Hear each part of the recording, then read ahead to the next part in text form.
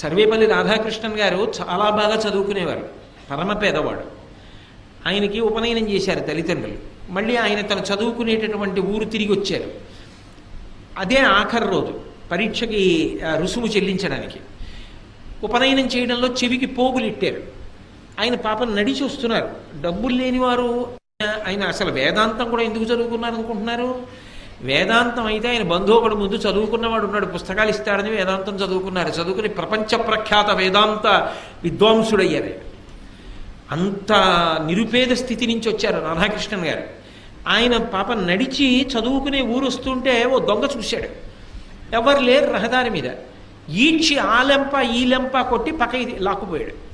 లాక్కుపోయి ఆ పిల్లవాడి చెవులకు ఉన్నటువంటి ఆ దుద్దులు, కొత్తగా పెట్టిన చెవి ఆభరణములు బలవంతంగా లాగేశాడు.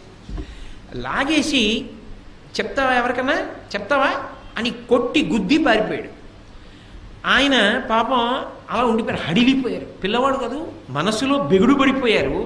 శరీరము హోనమైపోయింది.